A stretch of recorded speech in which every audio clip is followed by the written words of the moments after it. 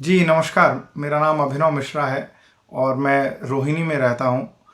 Professionally मैं एक mechanical engineer हूँ और बहुत ही सामान्य परिवार से आता हूँ। 2012 में जब अन्ना हजारे जी का इंडिया अगेंस्ट करप्शन मूवमेंट चल रहा था, उस दौरान मेरी सक्रियता बढ़ी आंदोलन में और विभिन्न जिम्मेदारियों में मैंने आंदोलन में भी काम किया। और जब पार्टी का गठन हुआ तब से लेकर आज तक मैं लगातार पार्टी के साथ काम कर रहा हूँ जुड़कर और लोगों की सेवा कर रहा हूँ। उस सेवा को देखते हुए 2017 में मुझे आम आदमी पार्टी ने एमसीडी का चुनाव लड़ने का मौका दिया। तब मैं मात्र 23 साल का था। एक यंगेस्ट कैंडिडेट के रूप में मैंने वो चुनाव लड़ा, बहुत ईमानदारी से और बहुत मेहनत से चुनाव लड़ा।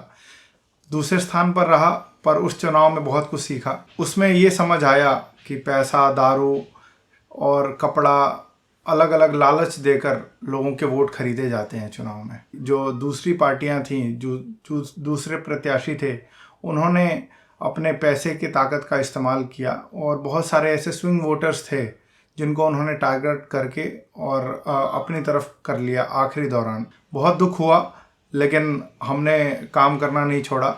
2017 के बाद भी ज़मीन पर लगातार काम कर रहे हैं। आने वाले समय में 2022 के चुनाव में हम लोग जा रहे हैं और मैं आम आदमी पार्टी रोहिणी की तरफ से इस चुनाव की तैयारी कर रहा हूं।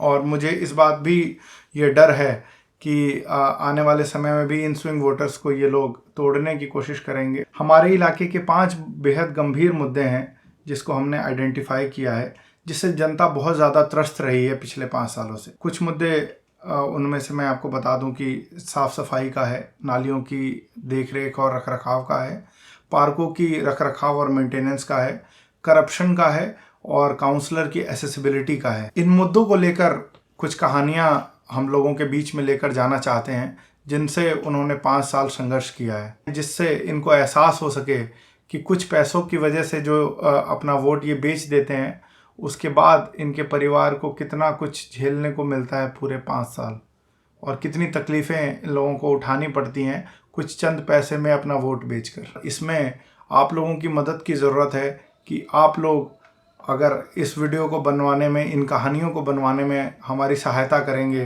तो जो हमारे साथ पिछले चुनाव में हुआ, लोगों ने जो पैसे लेकर अपना वोट बदल दिया, शराब लेकर अपना वोट बदल दिया, बहकावे में आकर अपना वोट बदल दिया, इस बार जनता मुद्दों के ऊपर वोट करे और काम को देखकर वोट करे और आखिर में सच्चाई की जीत हो, काम करने वाले की जीत हो और लोकतंत्र की जीत हो। इसके लिए आप लोगों की बहुत ज़रूरत है और इसमें हम लोगों की सहायता कीजिए। बहुत बहुत धन्यवाद।